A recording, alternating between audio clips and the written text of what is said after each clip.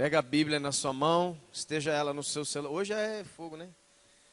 Tem gente que tem a Bíblia antigona, tem gente que já tem aquele tablet, celular.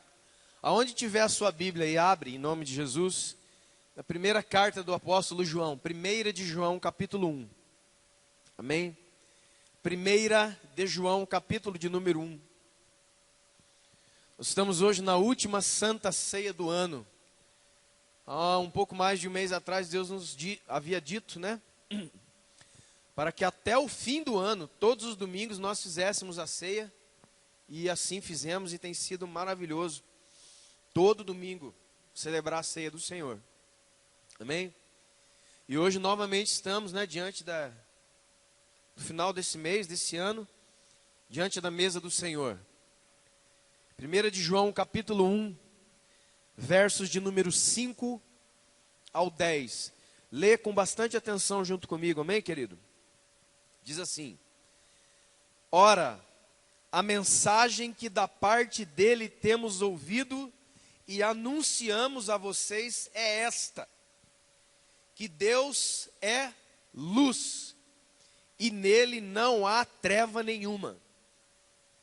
Se dissermos que mantemos comunhão com ele, e andarmos nas trevas, mentimos e não praticamos a verdade. Se, porém, andarmos na luz, como ele na luz está, mantemos comunhão uns com os outros, e o sangue de Jesus, seu Filho, nos purifica de todo pecado. Se dissermos que não temos pecado nenhum, a nós mesmos nos enganamos, e a verdade não está em nós. Se confessarmos os nossos pecados, ele é fiel e justo para nos perdoar os pecados e nos purificar de toda a injustiça. Se dissermos que não temos cometido pecado, fazemos dele um mentiroso, e a sua palavra não está em nós. Pode sentar, por favor, em nome de Jesus. Peço a você que abra os seus ouvidos, não deixe a sua atenção ir para outro lugar. A hora de lançar a semente da palavra, sempre tem umas aves do céu querendo comer aquilo que Deus tem para te dar hoje, alimentar o seu coração. Amém, querido? Eu creio que muitos já leram isso aqui. Eu quero ler algumas partes de novo. Que você preste atenção. Olha como a palavra de Deus, irmão, eu não consigo entender Deus na sua palavra tentando esconder coisas de nós. Eu vejo Deus trabalhando às claras, dizendo clara e objetivamente o que Ele quer e quais são os seus caminhos. Então preste atenção. João vai falar, é essa a mensagem do Evangelho. A mensagem que nós recebemos e passamos para vocês é essa aqui, ó. Qual? Que Deus é luz, ponto. E nele não há treva nenhuma, não há nenhum tipo de escuridão, não há nada oculto em Deus, nada, coisa alguma. Aí ele vem assim, ó, se nós dissermos que temos comunhão com Deus, que Deus, esse Deus que é luz, mas andarmos em trevas, nós estamos mentindo e não estamos praticando a verdade. Então você vê que ele coloca a comunhão com Deus, uma cláusula.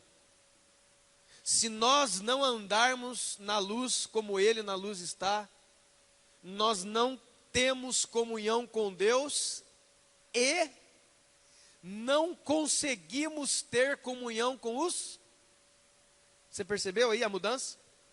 Ele começa no verso 6, dizendo que se nós temos comunhão com Deus, devemos andar na luz. Depois no verso 7, se nós andamos na luz, mantemos comunhão uns com os outros. Isso é Mateus 22, amar a Deus sobre todas as coisas e o próximo. Ou seja, o que é ser um cristão, o que é ser igreja verdadeira, é estar vivendo nesses dois lugares, trabalhando na minha comunhão com Deus e na minha comunhão com o irmão. Querido, quero dizer, essas coisas são indivisíveis. inseparáveis. Para o cristão e para aquele que crê que a palavra de Deus é a palavra de Deus, isso é indivisível. De maneira que eu posso te dizer com 100% de certeza, não é possível alguém dizer eu amo a Deus e tenho comunhão com Deus, se ele não tem comunhão com o irmão. E o contrário também. Não, eu só tenho comunhão com o irmão.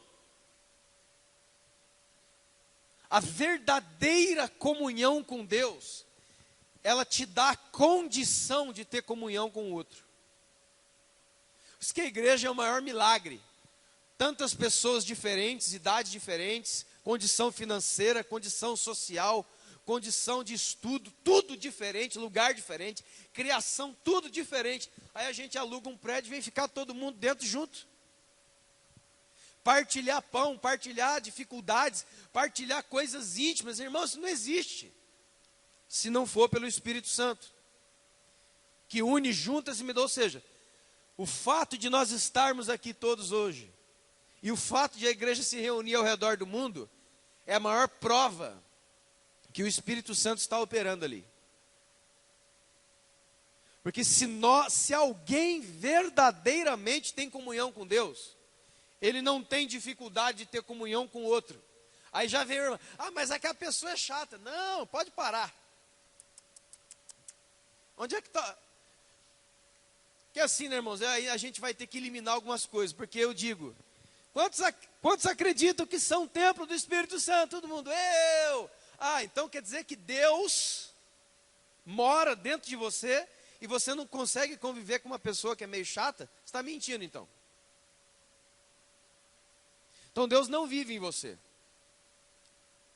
Inclusive essa morada do Espírito Santo é um negócio tão violento, e que ela vai muito mais além de aguentar a pessoa meio chato. Ela diz que essa vida do Espírito Santo dentro de nós nos dá a condição de amar o inimigo, orar por aqueles que te amaldiçoam, orar pelos que te perseguem e bem dizer os que te amaldiçoam. Quem é que consegue fazer isso? É impossível, a não ser que Deus esteja dentro de você.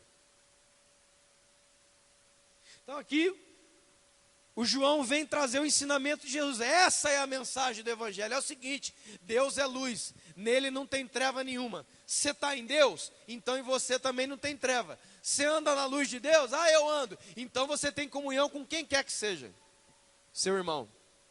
Pronto, bem simples. E ele continua. Mas tem uma coisa que eu quero dizer. Andar na luz, essa aqui é dureza, não significa que você não peca mais. Não. Andar na luz, o que é andar com Deus? Nunca mais pecar? Não.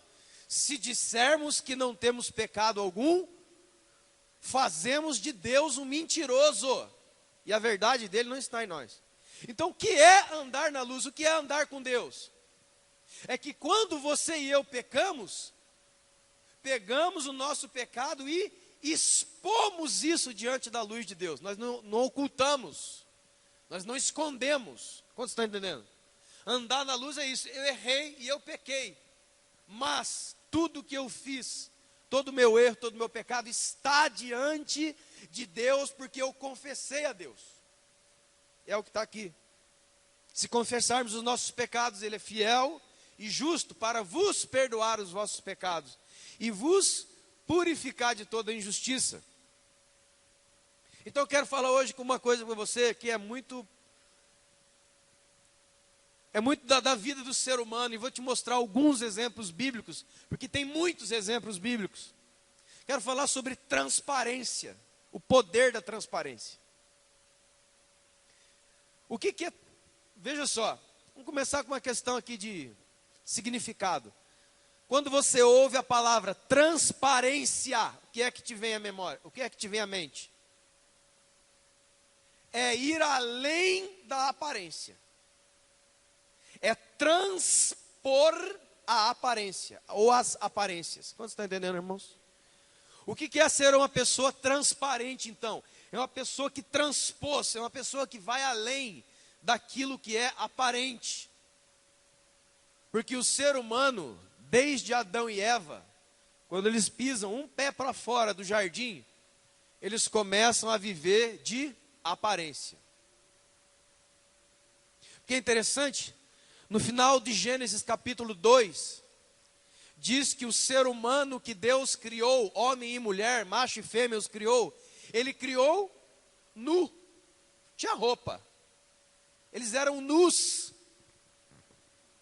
O versículo diz assim: e eles estavam nus e não se envergonhavam.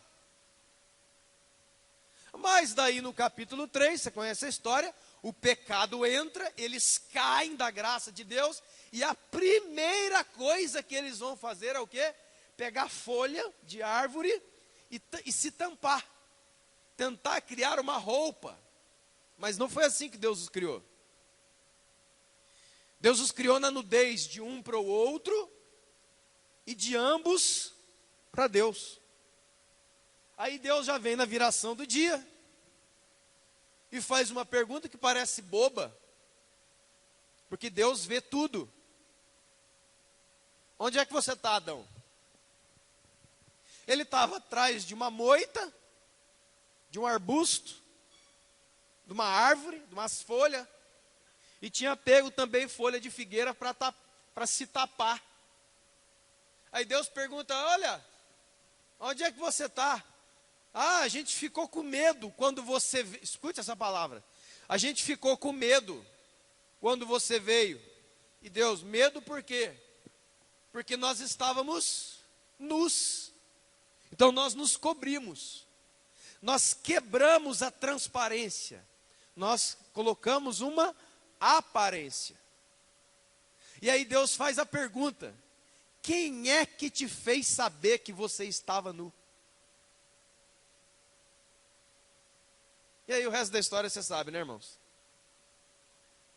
E eu vou colocar mais uma frase para você entender bem. Na Bíblia, todas as pessoas que têm dificuldade com a transparência são reprovadas por Deus. Todas. São, foram ou serão. Todas as pessoas que têm dificuldade de se apresentar diante de Deus, verdadeiramente como elas são, vão ser reprovadas por Deus. Por quê? Porque Deus não pode trabalhar com personagens. Deus trabalha com pessoas. É com você que Deus quer falar. Não adianta. Deus não fala com pastor, eu. Deus não fala com ministro fulano de tal. Não existe. Deus fala com filhos. Porque essas coisas que existem, elas existem, foram dadas por Deus para a igreja. Deus não deu para Ele mesmo. Isso é muito importante entender.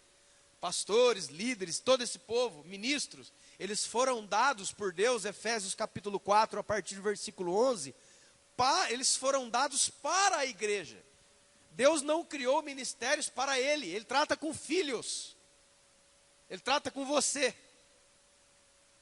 Ele não trata com o seu dom, a gente já falou isso. Ele não trata com a sua habilidade. E aí eu falo, que já escrevi esse tempo. Se tem uma coisa que as pessoas têm mais usado para tentar se esconder de Deus, são os seus dons, habilidades e um serviço bem feito. Um serviço bem feito, para Deus ou para quem quer que seja, pode esconder em nós um caráter totalmente reprovado diante de Deus. Quantos estão entendendo, irmãos?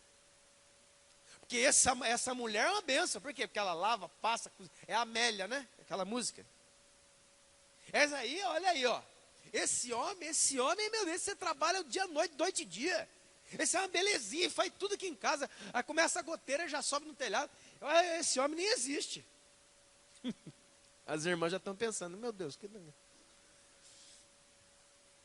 Só que é o seguinte, saiba, espertos, que não tem melhor maneira de se ocultar um erro grave do que se apresentando com todas as prerrogativas do seu dom, das suas habilidades, daquilo que sabe fazer. Pense.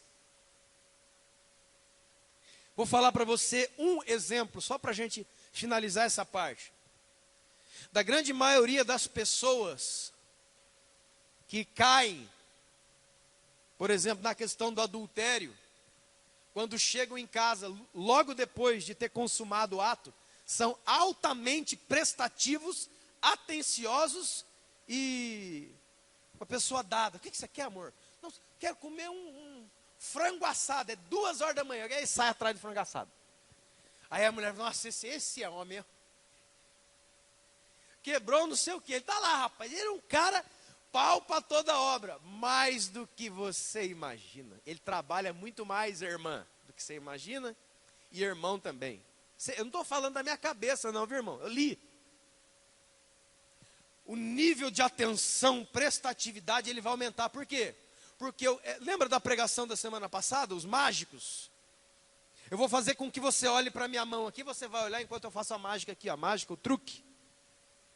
Eu vou chamar a sua atenção para uma área, você vai olhar, você vai elogiar enquanto eu estou passando aqui, ó. Lá para as bandas do Mato Grosso e aquela Amazonas, tem um tipo que é muito interessante, que fala dessa figura. É o chamado boi de piranha. Sabe o que é boi de piranha? Tem uma boiada gigante para atravessar um rio. O rio tem piranha. O que eles fazem? Eles pegam um boi mais velho, ou um outro, se tiver, fazem cortes nele para ele sangrar, soltam ele lá em cima do rio. O que acontece com as piranhas, irmão? A piranhada do rio vai tudo em cima dele, enquanto a boiada inteira passa lá embaixo. Talvez os piranhas pensam, poxa, olha, esse pessoal é bonzinho, né? Ele alimenta a gente. Ele está enganando. Então, essa vida de aparências não começou agora, lá no Jardim do Éden. Eles viviam nus, diante do outro, não se envergonhavam. Olha a palavra, não se envergonhavam. Todo aquele que vive com alguma coisa que traz vergonha, não pode se mostrar como realmente é para o outro. Por quê? E por que essa prisão espiritual é gerada? Porque o Satanás, que não é bobo nem nada, fala na sua cabeça, você vai se mostrar com as suas falhas, com as suas vergonhas? Não, se esconda, crie um personagem, continue vivendo na igreja, na sua vida social, na sua vida familiar, que o tempo dá jeito em todas as coisas. O tempo dá jeito. Muitas vezes nós vamos ministrar nos retiros na igreja. E tem pessoas pedindo perdão para o pai, para a mãe, para a igreja, para o irmão, para o pastor, isso aqui, de coisa de 5, 6 anos atrás. E você pensa, meu Deus, como que alguém pode pedir perdão de uma coisa que aconteceu 10 anos atrás? Simples, é porque lá ele não pediu perdão. E como nós vivemos num tempo cronológico, mas Deus vive acima do tempo, o que você fez há 50, 60, 30, 25, 5 anos atrás, para Deus você fez agora. Que não foi coberto com o sangue do perdão. Vocês estão entendendo, irmãos? Não confunda o tempo da nossa vida, 20 anos, 30 anos, 25 anos, porque Deus não vive dentro do nosso tempo. Para Deus não tem passado, presente e futuro. Para Deus é eternidade. O que é eternidade? É o agora para sempre. Isso é eternidade.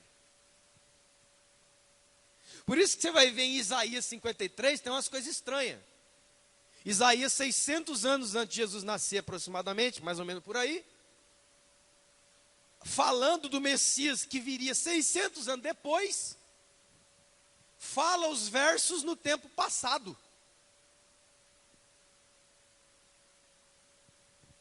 Só você vê que é uma coisa estranha. E ele... Como é que diz lá o Isaías 53? O castigo que nos traz a paz estava sobre ele, e sobre as suas pisaduras nós fomos sarados. Ué, entre outros. Aí lá no meio ele muda o tempo verbal e fala assim: e ele verá o fruto do seu penoso trabalho. Então, dentro do mesmo texto profético de Isaías, sobre alguém que nasceria 600 anos depois, aproximadamente, ele faz uma profecia conjugando verbos no passado, coisas no presente e coisas no futuro. Você vai ler, você dá um pinel na sua cabeça. É porque Deus estava mostrando para o profeta um tempo que para ele era futuro, mas para Deus era agora. Mas não vou entrar nisso, não, irmão, senão você vai sair louco daqui hoje. Deixa eu falar disso aqui do transparência. Olha só, querido. Tiago 4:6, você já leu, né? Você sabe. Ele dá maior graça aos humildes, né? Por quê? Porque Deus resiste ao soberbo, mas aos humildes concede a sua graça. Sobre o que é que está falando? Deixa eu dizer uma outra coisa poderosa para você. Segundo o texto de Tiago, que eu acabei de ler, segundo o texto de 1 João, que eu acabei de ler. Deus não tem problemas, preste bem atenção, abre o seu, Deus não tem problema com o pecado do homem. Preste atenção, deixa eu terminar a frase. Ele tem problema com a soberba do homem. Porque Deus sabe que todos nós somos. Então, para Deus, não é uma questão das coisas que você fez, mas daquilo que você é. Por isso que tem muita gente que trava na hora da Santa Ceia. Ele lê errado, ele tem um problema espiritual, analfabetismo espiritual, ele tem. Mas pode escrever mais um livro aí. Está escrito lá, em 1 Coríntios 11, a partir do verso 23. Porque o que recebi do Senhor também vos entreguei, que na noite que o Senhor foi traído, ele tomou o pão, tendo dado graça, né? E disse: esse é meu corpo que é partido por vós, fazer isso todas as vezes que, em memória de mim. De semelhante modo tomou o cálice, levantou e disse: esse é o meu sangue que é derramado em favor de vós, fazer isso todas as vezes que vos reunides em memória de mim. Aí ele fala assim, porque o que tem que ser feito na ceia e na vida do cristão? Portanto, examine-se, pois, o homem a si mesmo, e tome do cálice e coma do pão. Não está, eu já expliquei isso aqui, não está escrito na Escritura: examine-se o homem e veja se tem condições de tomar a ceia. Porque se você fizer isso e eu, nenhum ser humano tomará ceia nunca mais. Acorda.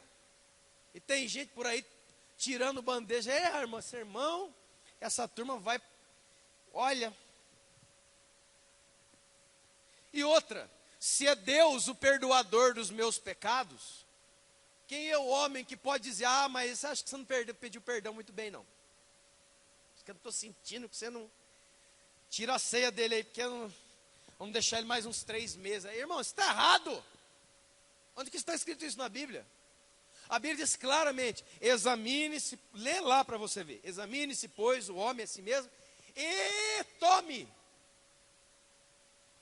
Porque, repito, qual é o homem?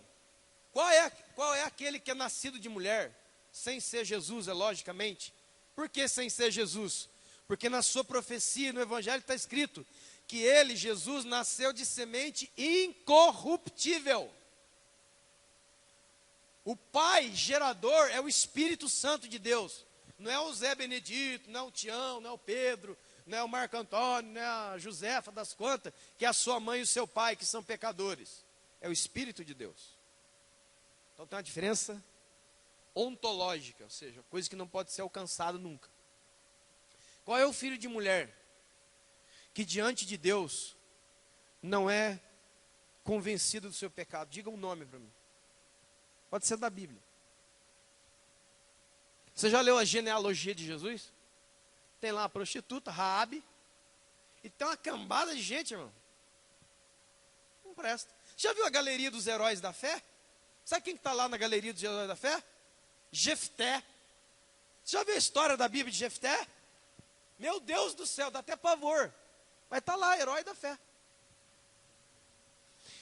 Então eu não estou querendo explicar isso para você, mas estou querendo dizer o seguinte: Deus não tem problema em trabalhar com você sabendo que você peca. O problema de Deus é a nossa soberba de estarmos diante dele dizendo que nós não estamos pecando. Esse é o problema. A Bíblia diz que ele conhece a minha estrutura e sabe que eu sou pó. O que Deus espera do pó, gente? Do barro. De uma criatura falível, limitada, mortal.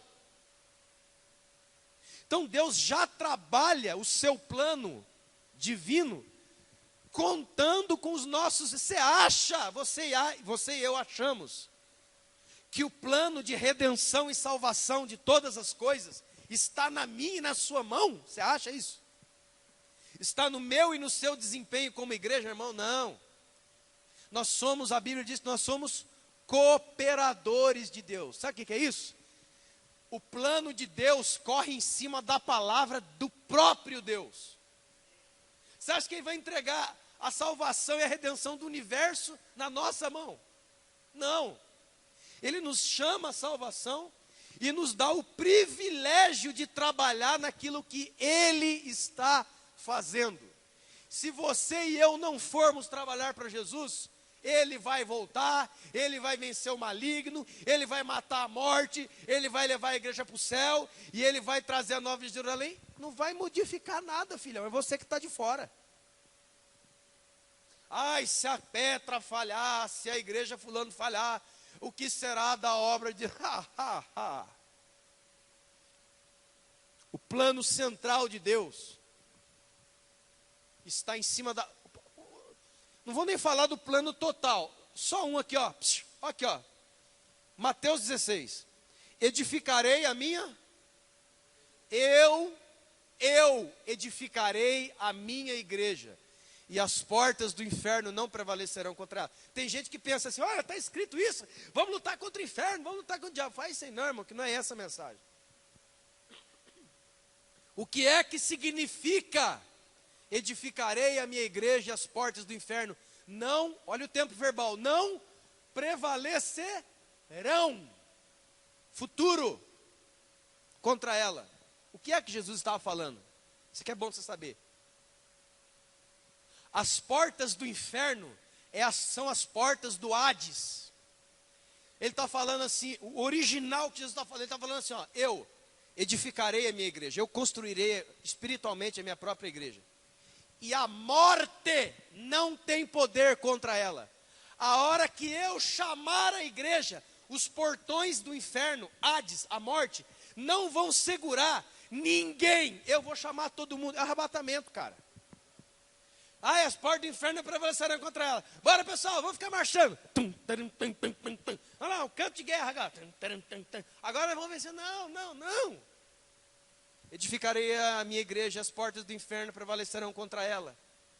Diz que a vinda do evangelho e a salvação te dá a vitória do maior contra o maior inimigo e o mais mortal e o mais temido inimigo do ser humano. Qual que é? A morte. Eu quero ler só para você aqui 1 de Coríntios capítulo 15. Que é o cumprimento de Jesus falando. Olha aqui, ó. Verso número 55. Perdão. Verso número 56. Não. 52. Não. 50. Dá vontade de ler tudo. No momento, num abrir e fechar de olhos, ante a última trombeta, a trombeta soará. Os mortos ressuscitarão primeiro. E nós que estamos vivos seremos transformados. Porque é necessário que esse corpo, que é mortal, se revista de imortalidade. E este corpo que é corruptível, se revista de incorruptibilidade. Porque quando este corpo que é mortal se revestir de imortalidade e é corruptível, se revestir de incorruptibilidade, cumprir-se-á a palavra que está dita: tragada foi a morte pela vitória. Onde está, ó morte, a sua força? Onde que está? A força da morte é o pecado, e a força do pecado é a lei. Mas graças a Deus que nos dá a vitória por Jesus Cristo. Dê um aplauso ao Senhor. É isso aí, ó.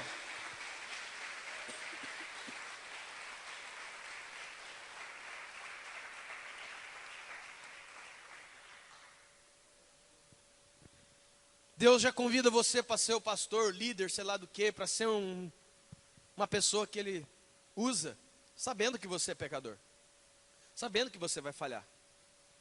Já está no plano, já está incluído isso. Por favor, irmãos, não estou dando nenhuma palavra de licenciolizar. Ah, então Deus já sabia, então eu vou cair na gandaia. Bom, se o seu desejo é esse, você nem crente não é. É só ler Romanos 6.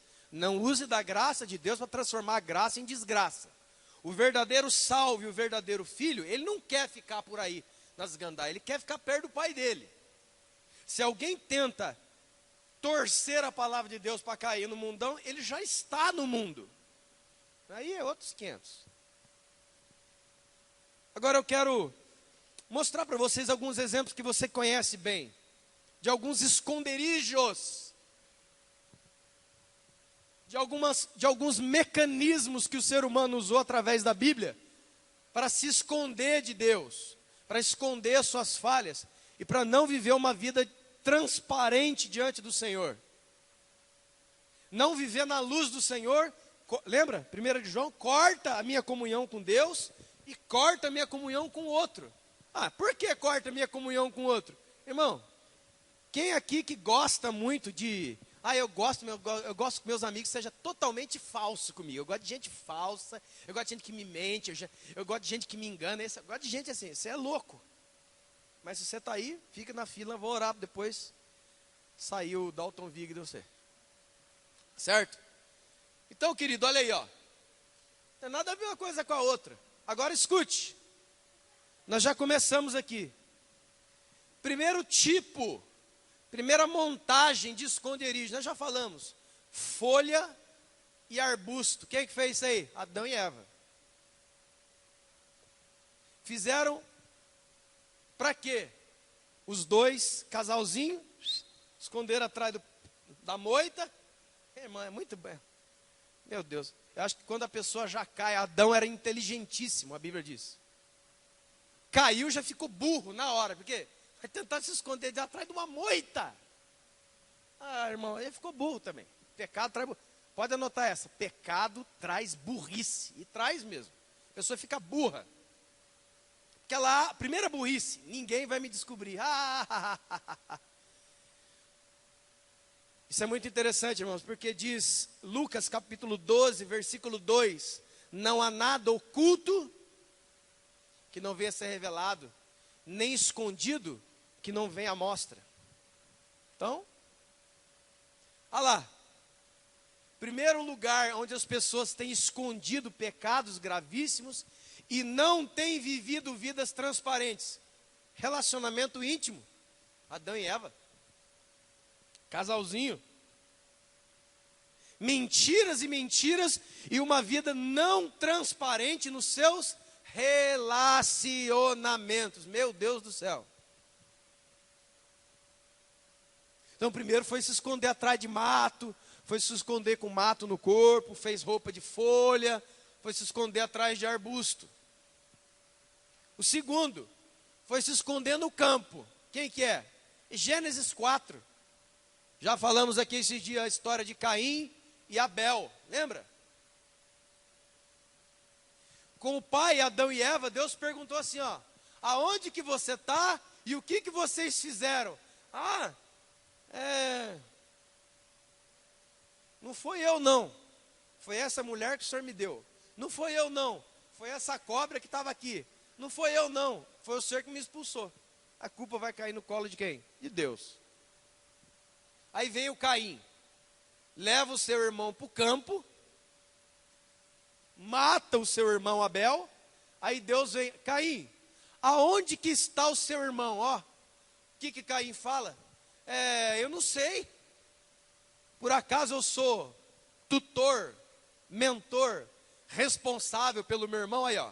Como é que ele fala que ele não sabe? Ele matou o irmão dele. E Deus vem e fala: o Caim, aonde que está o seu irmão? Não sei não cuido dele. Ocultando um assassinato, ocultando a morte do irmão, premeditada e executada por ele. É o que diz a palavra de Deus no seu provérbio. Aquele que encobre as suas transgressões jamais prosperará, mas aquele que confessa e deixa alcança misericórdia. Tem que andar na luz. Ele ocultou a morte do irmão, o outro começou a jogar a culpa no outro, o outro no outro. Você conhece a história de Juízes capítulo 7? Josué acaba de dominar Jericó, uma das maiores cidades de Canaã. Muros altíssimos, exército. O pessoal vai lá e derruba Jericó. Entra no capítulo 7. Aí eles vão na cidade, a cidadezinha pequenininha, uma aldeia pequena, chamada Ai. É aí que teve a treta mesmo. Chegaram e aí, irmão, mas eles tomaram um caldo, eles apanharam, vieram chorando. Aí ao Josué, se ajoelhou, começou a orar ao Deus. Deus falou: Josué, levanta desse chão. Para de orar. Deus manda parar de orar? Manda. Quando você tem que tomar atitude, não toma. Não adianta orar, viu, irmão? Levanta daí. Você não sabe que no meio do povo tem um cara aí, ó, que pegou uma capa babilônica, que pegou ciclos de prata, que pegou espada do Babilônia, coisas amaldiçoadas e abominações, ele pegou, não era para pegar. E ele escondeu dentro da sua casa. Irmão, lugar onde a transparência está faltando e onde as pessoas têm escondido traços terríveis do seu caráter e personalidade, é a sua casa. Existem famílias de crentes ou cristãos, não sei nem como que eu vou chamar, que eles não são família de cristão, eles são uma máfia de crentes. Mas como é que é isso? Qual que é a diferença da família cristã para uma máfia, família mafiosa? É fácil. Se na sua família de cristãos, pai, mãe, vovó, vovô, filho, titio, todo mundo é crente lá, não se diz a verdade para libertação e conserto, sua família é uma família de mafioso. Vai você, papai, mamãe, titio, vovó, tudo para o inferno. Pelo menos não vai ficar sozinho. Vai ficar com a galera lá. Tem gente, escute bem, tem gente que desama tanto a família, que não permite Deus corrigir. Você está dando tiro no pé, filho. Cuidado, hein? E tem gente que fala: ai, eu jamais viveria naquela família, naquele outro, porque toda hora tem correção, toda hora está falando para as pessoas ir para a igreja, toda hora está falando para a pessoa orar, toda hora está falando para a pessoa parar com aquilo lá. Ai, que eu estou falando de coisa que eu já ouvi de crente evangélico, gente que não quer correção. Só que a Bíblia diz em Hebreus 12 que quem não tem correção não é filho, é bastardo. Aí depois você procura o seu pai. Aí deve ser aquilo que Jesus disse, né? Lá em João 8. Vocês dizem que são filhos de Deus, mas vocês têm por pai o diabo. Porque se vocês fossem filhos de Deus, vocês não estariam me perseguindo. Porque eu venho de Deus. Mas vocês têm por pai o diabo, porque o diabo é homicida desde o início, nunca se firmou na verdade, porque tudo o que ele fala é mentira, porque é mentiroso e pai da mentira. O diabo é o mestre da ocultação. É o diabo, o arquiteto, que fala na sua cabeça: não fala isso para ninguém, tenta dar o seu jeito sozinho, tenta consertar o inconsertável sozinho. Não se abra com ninguém, não confesse isso. Dá que vergonha, meu Deus, vai falar uma coisa dessa na igreja. Ai, meu Deus, daqui a pouco nós vamos meter o porrete nesse negócio de ai meu Deus na igreja. Isso aí também chega, né? Chegou lá o Acã. Josué falou: alguém traiu a gente aí. Quem foi que pegou as coisas dos babilônicos? Olha o Acã aqui, ó. Sei não. Aí começaram a tirar sorte, irmão. Deus foi trazendo o Acã na peneira, ó. Esperando que o Acã se confessasse: Deus, fui eu, me perdoa, Senhor. Não, o Acã foi lá: não fui eu não. Meu Deus, quem será que fez isso, né? Deus foi trazendo ele na peneira, jogando sorte. Caiu sobre a casa de Acã. E aqui tem uma coisa, irmão. A alma que pecar, essa morrerá, certo? Diz a Bíblia em Ezequiel. Cada um dará conta de si mesmo a Deus. Mas quando a coisa é combinada em família, vai todo mundo junto. porque a casa de Acã foi embora, foi exterminada. Ah, mas dá mais um exemplo bíblico, é fácil. Ananias e Safira, marido combinou com a mulher, fez os dois errados, os dois foram para a caixa de prego. Foi para o túmbalo, túmulo, morreu, morreu. Davi, esse a gente conhece, né, irmão? Acho que é uma das histórias mais conhecidas da Bíblia, Davi. Então já falamos de gente escondendo e não vivendo vida transparente no seu relacionamento, não vivendo vida transparente nas suas relações familiares de irmão, não vivendo vida transparente na sua família. Agora essa daqui é capa grossa, para esconder mesmo. 2 de Samuel, capítulo 12, você conhece a história? Davi lá no seu palácio, Davi o rei, no seu trono, aí chega o profeta Natã, uma das passagens bíblicas que eu mais gosto. Chega o profeta Natã, Davi, salve o rei, profeta, e aí, como é que está essa profecia? Rapaz, é fogo puro. Mas deixa eu falar uma coisa a você, eu estou com uma causa aí para julgar. Qual que é a causa? Então eu vou falar para o rei, e o rei emite a sentença, depois eu digo quem que é. Não, pode deixar que é comigo mesmo, porque aqui é justiça, rapaz, é o trono de Davi, aqui é de Deus, aqui é tabernáculo, aqui é essa toda coisa, nós dança de pelado dentro da arca, ai, coisa bonita, bonito. Então o homem havia 2 homens numa cidade, um homem rico, muito gado, muitas ovelhas, muitos pertences, muitas fazendas, muita riqueza, e um homem muito pobre, que só tinha uma ovelhinha só. E ele amava tanto essa ovelhinha, que ele só tinha ela, dormia até agarrado com ela. Passou um tempo, veio um viajante, um visitante na casa do homem rico, e ele não matou das suas ovelhas, do seu gado, das suas muitas fazendas, da sua riqueza. Não, ele foi lá e tirou do que só tinha uma. O que nós faremos com tal homem? Levantou do trono, irmão. Coroa na cabeça, manto de rei, espada, 2 passos para frente.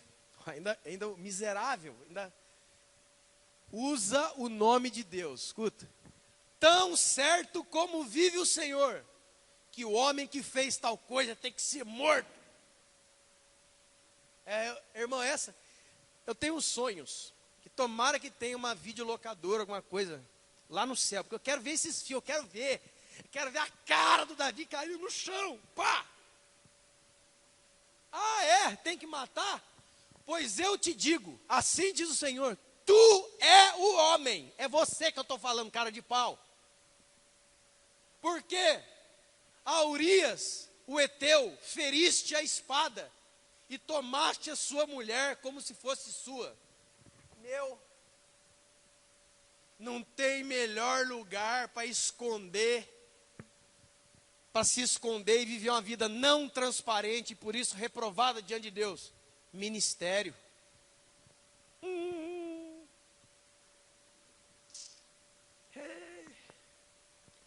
Posição, autoridade, porque quem vai falar do rei Davi? É o rei Davi, gente, o que vence muitas guerras, Deus está com ele, Samuel ungiu ele é o rei, ele dança na frente da Arca da Aliança, ele é um cara de Deus, ai meu Deus, só que ele fez isso aí, escondeu, contou para ninguém, deu um de louco, como diz por aí, né? Deu um de doido, não, o quê? Eu vou ajudar a família do meu general Urias, que morreu. Traz aqui a esposa dele, eu vou casar com ela, porque é coitada, né, gente? Vai ficar sozinha, olha aí, a viúva. Canalha. Davi foi um canalha. Porque tem que ser muito maligno para você entregar uma carta de morte na mão dos seus melhores amigos e mandar ele não abrir a carta e entregar na mão do general Joabe para que o general Joabe abrisse. E Urias fez o quê? Ele fez isso. Por isso que havia sangue na mão de Davi. Não era sangue de todas as batalhas que venceu, era o sangue do inocente Urias, que amava Davi. Aí vem um ditado: Urias amava Davi, e Davi amava Batseba. Esse foi o problema. Ó o Davi, ó, sentado no seu trono, na sua posição pastoral, na sua posição ministerial, na sua posição de presidente da igreja lá do que das quantas. Olha lá, ó. Esse homem aí, aleluia. Como a gente não tem rabo preso e nem rabo que tem rabo é diabo, né, irmão? Irmãos, sabe por que a gente tem que viver em transparência? Sabe por que a gente tem que viver numa comunidade com 5 ministérios e em transparência? Porque tudo que eu estou dizendo aqui hoje pode se virar contra mim mesmo amanhã. Isso só não vai acontecer se todos nós andarmos diante dos outros com inteireza de coração, sem esconder nada. Porque no dia da minha adversidade eu vou ter amigos e irmãos na igreja que vão poder ouvir as minhas fraquezas e dores sem me julgar como alguém que não é mais de Deus, que é outra coisa. Por que muitos homens e mulheres de Deus caem? Porque não tem amigo. Eu fui ensinado assim: nunca conte as suas fraquezas para ninguém, as suas lutas para ninguém, porque as pessoas têm que olhar no púlpito, têm que ver um... Não. As pessoas têm que olhar para o púlpito, têm que ver a fraqueza. Porque quando você olha no espelho, você vê o quê? Força? Qual é o ser humano que você olha e vê força? Fala para mim. Não, meu pai que era gente boa, irmão. E outra, como já fui falado aqui, você pode ser considerado um pai excelente, mas não é um pai bíblico.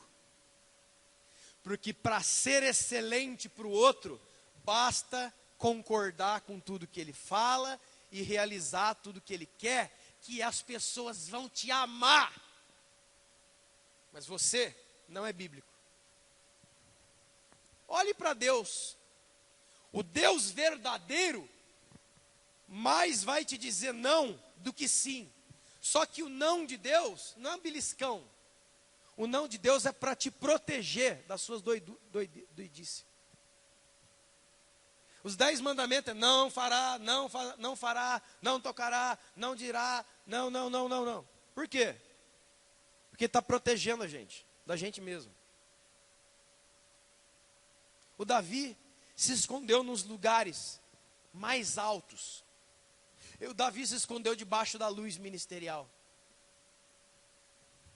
Sabe por que muitos pastores, muitos líderes de igreja, muita gente famosa, muita gente que você está na televisão vendo ele a vida inteira, daqui a pouco no jornal, fulano de tal caiu, meu Deus, a igreja fica assim, acabou, meu Deus.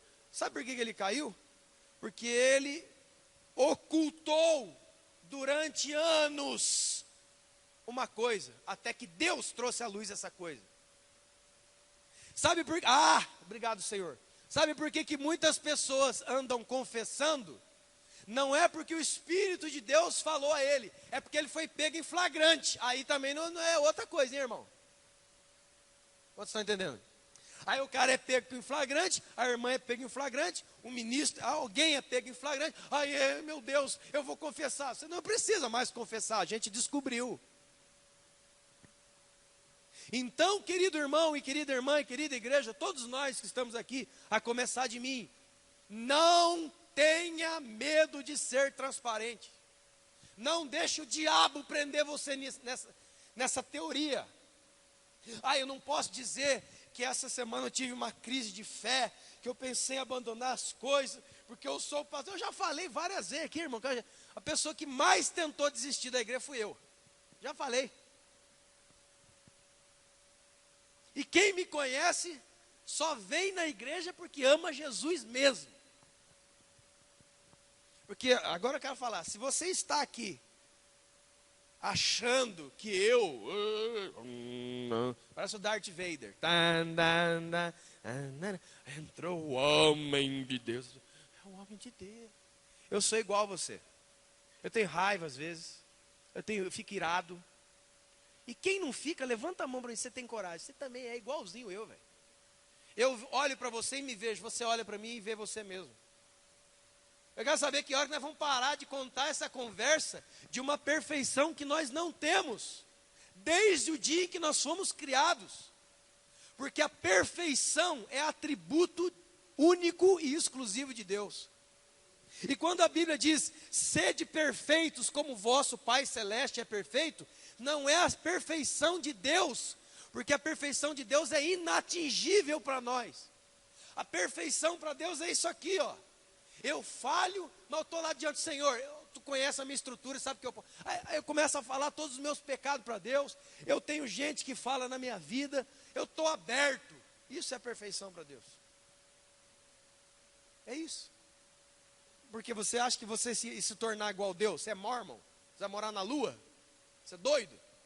Não, vou virar e eu vou ser outro Deus. Não existe outro Deus. Jamais existiu e nem vai existir. Acorda. Outro. Ei. Você já viu a história de Eliseu, o profeta? O profeta Eliseu, segundo livro dos reis, a partir do capítulo 4. Eliseu tinha um servo, um empregado doméstico. O nome do rapaz era Geazi. Ei, rapaz, para aprontar, rapaz. Todo mundo conhece a história de Naamã? Tem até aquela música, né? Como é que é aquela música do Naamã? Como é que é? Quebra o meu orgulho, eu quero não sei o que, como Naamã no seu poder, lá, lá, lá. Beleza, Naamã é bênção, legal. Só que é o seguinte, depois que Naamã foi curado, a história continua. Ele chegou para o profeta Eliseu e falou assim, ó, reconheço que você é homem de Deus.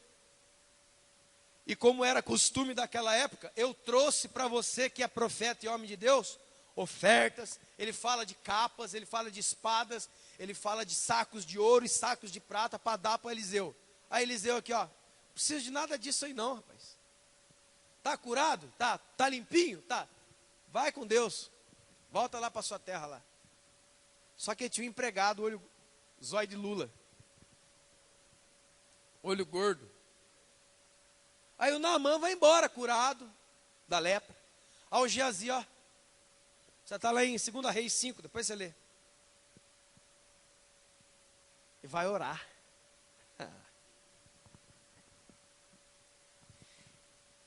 A experiência da oração. A oração não é um instrumento que você usa para convencer a Deus das barbaridades que você quer fazer. Inclusive a oração mais profunda, você nem fala. Você só ouve.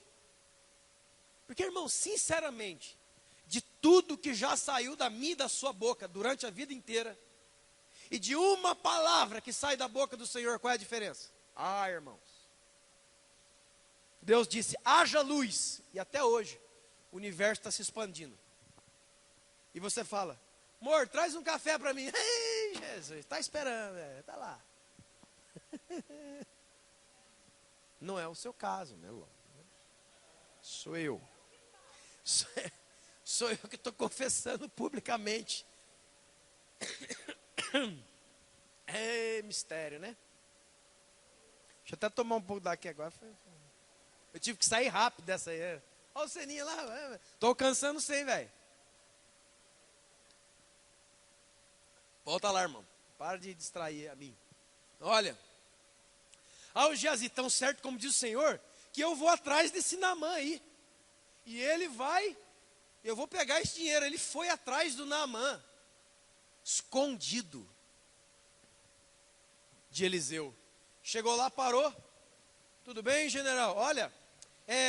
Olha, desceu 2 profetas das montanhas, e o pessoal está sem roupa, está sem o que comer lá. Então o meu senhor, Eliseu, me mandou vir aqui e falar para o senhor, dá 2 ciclos de prata aí, mais os negócios. Ao Naamã, não, leva 6.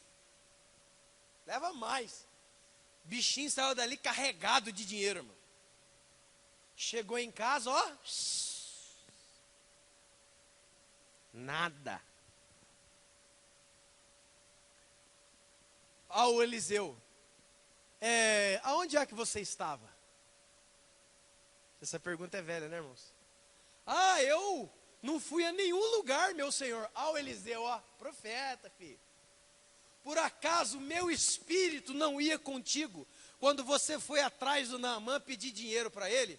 Agora o que estava sobre ele virá sobre ti e sobre a sua descendência. E ele saiu dali leproso e branco como a neve, de lepra. Aquilo no que Naamã foi curado, pela sua humilhação, ele no seu orgulho, e tentando mentir, e tentando ocultar que ele foi lá e deu o golpe. Está entendendo, irmãos? Olha os preços que se pagam por uma vida que não é transparente, uma vida que está um monte de coisa oculta, que você não confessa para Deus, que você não confessa para os seus pastores, para o seu irmão, para a sua esposa, para o seu marido. Deve haver alguém na sua vida, irmão, deve haver. Alguém está dizendo, mas eu não confio no Cristo. Tudo bem, você confia, você tem que confiar em alguém. Que tem uma coisa interessante, né, irmãos? 1 de João 9 diz assim, nós lemos: se confessares os vossos pecados, Ele quem? Jesus é fiel e justo para vos perdoar os vossos pecados e vos purificar de toda a vossa injustiça. Tiago capítulo 5. Confessai os vossos pecados uns aos outros e orai uns pelos outros para serem curados.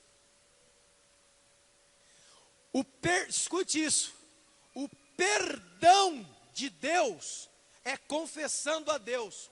O conserto e a saída dessa vida oculta é abrindo seu coração para outra pessoa.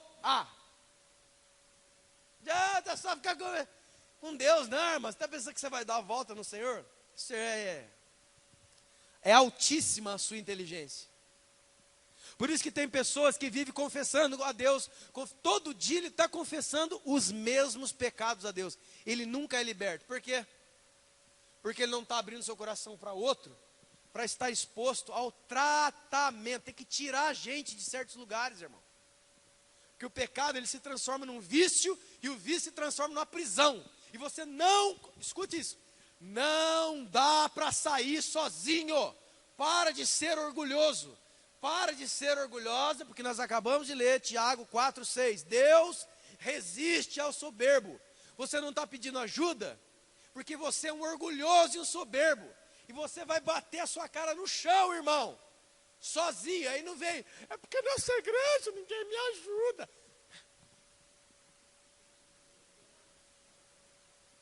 É do Toninho, senão ia dar um agora. Partir no meio.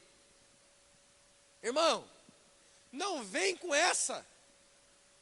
Sabe o que você tombou na terra? Ai, não sabia, meu Deus. Porque você é um cara oculto, cara. Não precisa nem chegar no Natal para ter amigo secreto. Você já é secreto a vida inteira. Para que Natal? O dia inteiro. Eu estou conversando com pessoas que eu não sei o que você está falando. Não sei como que você é, não sei o que está rolando. O Geazi, não, eu estava aqui. Estava nada, rapaz, você foi pegar dinheiro lá. Você vai ficar leproso. Todo o ocultamento de coisas tem seu preço. Não fica de graça não, irmão. Olha o Davi, olha o Geazi. Essa aqui também você conhece. Jonas capítulo 1, você conhece, né? O Jonas. Pega, Jonas, vai pregar minha palavra em Nínive. Tá bom, Senhor. Olha, meu Deus, Jesus. Ele vai, desce para Jope, desce no navio, desce no fundo do barco, e desce para o mar, e desce para o estômago do peixe. Ele vai descendo, irmão. Ele se mete lá no meio do barco, lá no fundão, lá dentro do barco, lá não sei como é que chama a parte interior da embarcação, lá dentro, e fica lá. O que acontece com o barco, irmãos? É chuva, é relâmpago, é tempestade, o barco despedaçando. as pessoas, meu Deus, que alguém aqui está com problema com Deus. Olha que interessante. Alguém aqui pecou. Olha que interessante essa noção. Foi você? Não. E você? Você também não. Aí aparece o Jonas, tem um cara dormindo lá no fundão. Traz o moço. Ô, rapaz, da onde que você é? Da onde que é a sua terra? Qual a sua ocupação? Qual que é o seu Deus? Você não pecou contra Deus, não?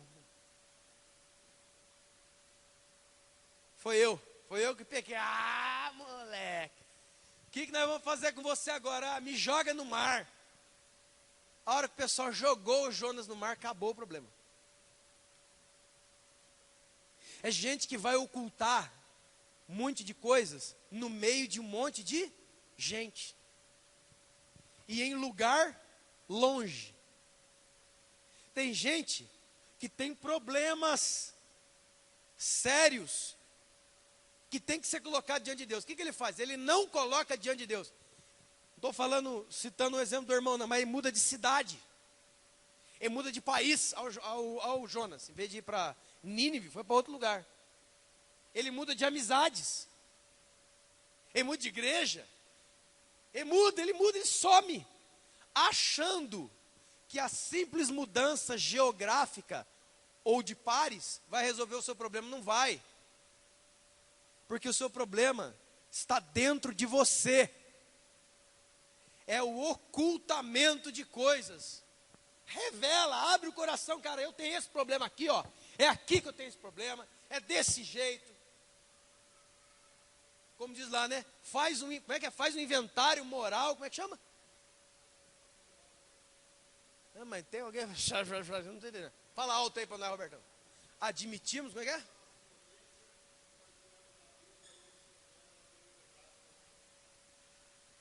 Eu tenho que escrever ali, na parede. Porque conhecendo um pouco os 12 passos do NA, é Bíblia pura. Pura, não tem outra. Repete, por favor, como é que é?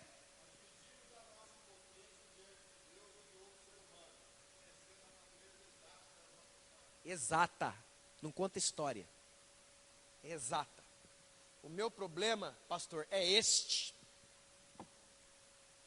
Porque tem gente que não vem confessar pecado, ele vem justificar o que ele faz. Procura outra pessoa, irmão, não tem mais o que fazer. Olha, pastor, eu quero conversar com você, mas não sou eu, tá?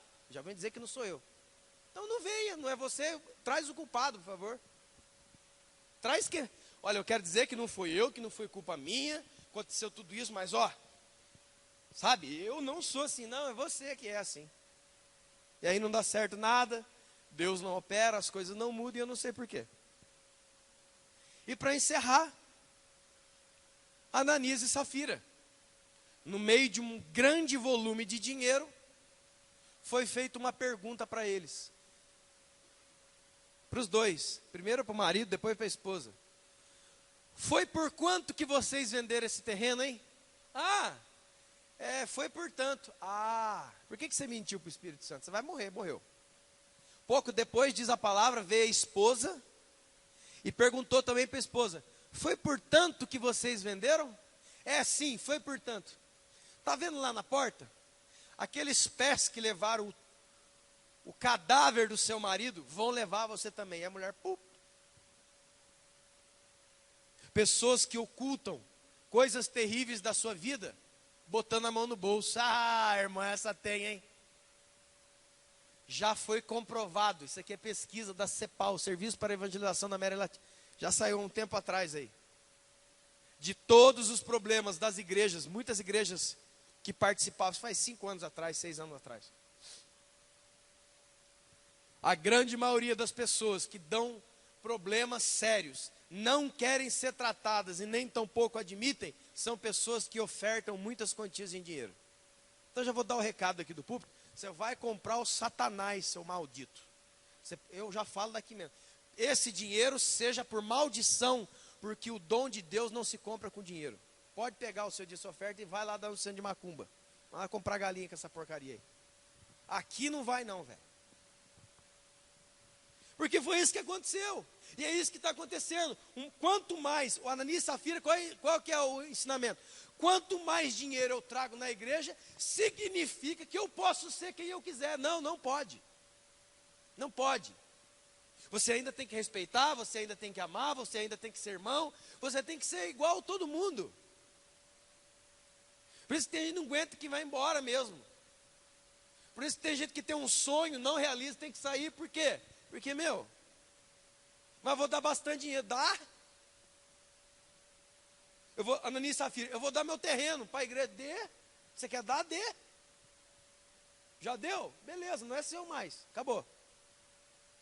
Você quer fazer alguma coisa em prol do outro? Faça. Mas isso não te dá direitos. Não te dá outros direitos sobre o outro. Amém, irmãos? Vamos separar as coisas aí. Então, quem oferta é porque é generoso, porque entende a palavra de Deus e porque está sendo transformado. Oferta na igreja não é para comprar a gente, nem comprar o favor de ninguém. E tem gente, irmão, que é tão pobre, meu Deus, tendo tanto dinheiro, é tão pobre, que ele usa o seu dinheiro para comprar amigos, para comprar gente que concorde com ele. Tem esse tipo de gente na vida ou não?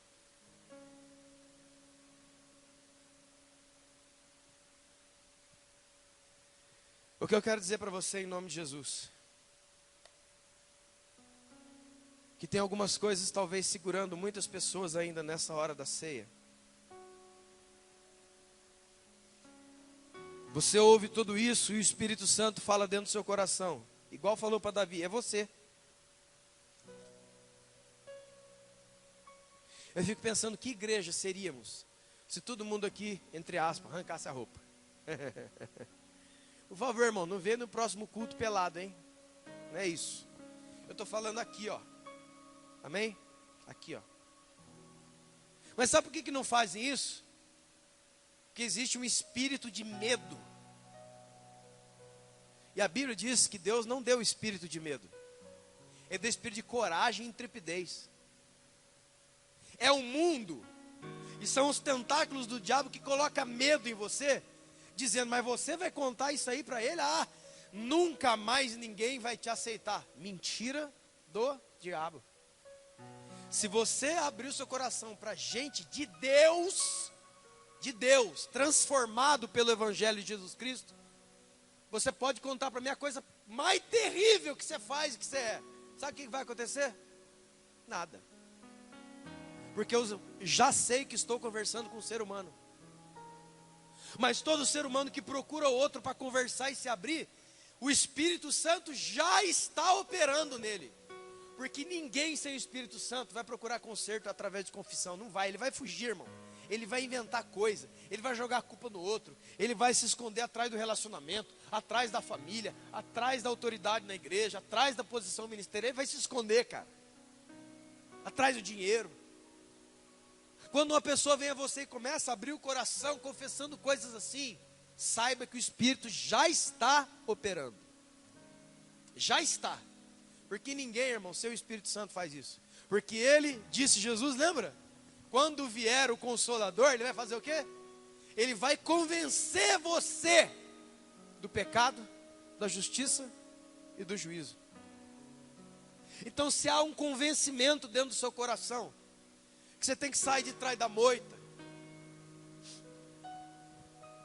Me lembrei de um cara aqui agora. Lembra de Moisés? Êxodo 2. Matou o egípcio e escondeu na areia. Só que a areia, irmão, de duna, uma duna de areia nunca está no mesmo lugar um dia após o outro. Ela muda, o vento. Deu um vento, tirou aqueles grãos de areia e o cadáver daquele morto se mostrou. Moisés foi apartar uma briga. Ei, não é para brigar aqui não. O egípcio olhou, olha lá. Olha o cara que está falando aí.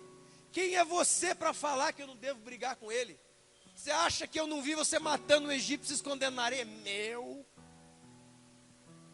Uma das coisas que a vida cheia de coisas ocultas, uma das coisas que a vida sem transparência tira de você a sua autoridade. Ela tira de você. Sabe por quê? O que você esconde de todo mundo, mas de Satanás você não esconde. E aí, como Atos 19, nós te expulsamos em nome de Jesus, a quem Paulo prega. O diabo olhou e falou assim: eu sei quem é Jesus, bem sei quem é Paulo, quem são vocês? E ó, tem uma desgraça no nosso meio, a reputação. O que é reputação? O que os outros pensam de mim. O que é o caráter? Aquilo que eu sei, Deus sabe que eu sou. Na onde que Deus trabalha? No caráter. Reputação Deus não trabalha. Reputação Deus quer destruir. Sabe o que Deus me falou hoje à tarde? Diga isso para a igreja: em 2016 Deus quer você muito próspero, mas antes de te fazer próspero, Ele tem que levar você à completa falência do eu. Não pode existir uma prosperidade verdadeira sem a completa falência do eu. Porque não tem maior inimigo do que você mesmo. Seu maior inimigo é aquele que você vê no espelho, não é o diabo. O diabo só pode operar quando você abre a porta. Você é muito mais perigoso que Satanás. Muito mais. Até os demônios creem e tremem. E a gente dá as costas para Deus, desobedece. O Espírito Santo vem e fala, você não faz. Toda vez que Jesus na Bíblia falou com o demônio, ele travava na hora, parava. Tem gente com medo. Tem gente com desconfiança. Tem gente trabalhando para ter uma reputação. E por final tem gente que nunca vai conseguir sair porque ele está querendo 3 coisas que todo ser humano quer: ser amado, ser aceito e ser aprovado. E se você começar a dizer quem você verdadeiramente é, uma voz na sua mente diz: cara, como é que as pessoas vão te amar depois disso aí? Como é que as pessoas vão te aceitar depois disso aí? Como é que um dia você será aprovado depois disso aí? Eu vou te dizer: se confessarmos os nossos pecados, Ele é fiel e justo para perdoar os pecados e vos purificar de toda a sua injustiça. O sangue de Jesus não é groselha, irmão. Ele tem o poder de perdoar você. Uma das coisas mais, uma passagem bíblica, irmão, mais... é aquela hora que Jesus está pregando dentro da casa, o pessoal rasga o telhado, desce um paralítico pelo teto, cai na frente de Jesus. Aí o pessoal olha, Jesus olha para ele: filho, levanta, estão perdoados os seus pecados. Aos fariseus: quem é este para perdoar pecados? Quem é? Os diáconos podem entrar aqui em posição, por favor. Quem é esse para perdoar pecados? Aí Jesus, conhecendo os seus pensamentos, disse: o que é mais fácil fazer? Dizer perdoados estão os seus pecados, ou levanta, toma o teu leito e anda? Para que vocês saibam, diz o Senhor, que o Filho do Homem tem poder para perdoar pecados, a ti eu te digo: levanta, toma o seu leito e anda. E ele levantou. O mesmo Deus que você crê que cura, e você deve crer, Ele pode perdoar os seus pecados. Isaías diz: ainda que eles sejam mais vermelhos que o escarlate, o Senhor os fará mais brancos do que a neve, mais alvos do que a lã, porque Ele tem poder para isso.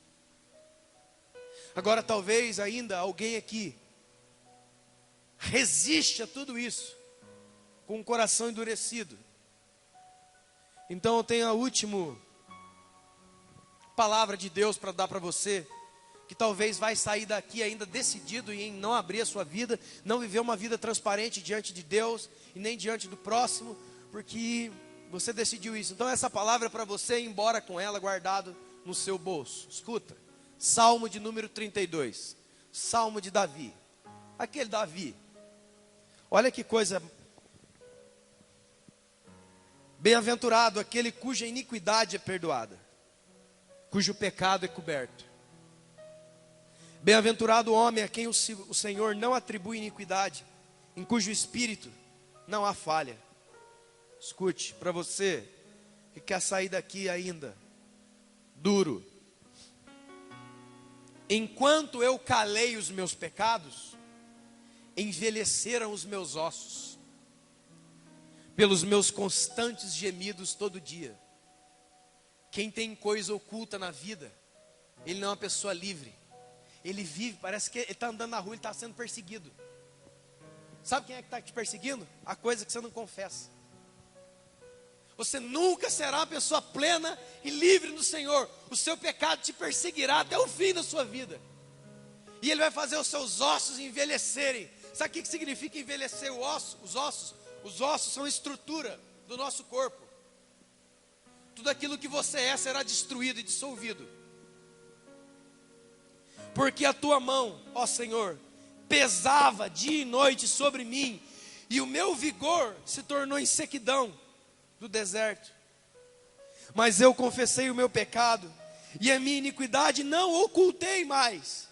Eu disse: confessarei ao Senhor as minhas transgressões, e tu perdoou a iniquidade do meu pecado. Sendo assim, todo homem piedoso te fará súplicas em tempo de poder te encontrar. Com efeito, quando transbordarem as muitas águas, não atingirão.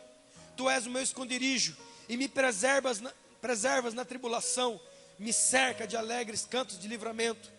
Instruir-te-ei, diz o Senhor, o caminho que deves seguir, e sob a minha vista eu te aconselharei. Agora essa palavra: não seja como um cavalo e como uma mula, que com o freio é dominado. Você não precisa disso, irmão. Você tem o Espírito Santo aqui, ó. Como diz a voz que eu escuto por detrás dos meus ouvidos. O Espírito Santo não adianta. Ninguém pode calar a sua voz. Ninguém. Você quer fazer isso? O mais alto que puder. O Espírito Santo fala no seu espírito. Não seja como um cavalo ou uma mula sem entendimento, os quais com freios e cabrestos são dominados, senão não obedecem. Muito sofrimento terá o ímpio, mas aquele que confia no Senhor, a misericórdia será com ele. Alegrai-vos no Senhor, regozijai-vos, ó justos, exultai todos os vós que sois retos de coração. Alegrai-vos, ó justos. Quem é o justo? Aquele que foi justificado através do sangue perdoador de Jesus. Esse é o justo. Se coloque de pé em nome de Jesus.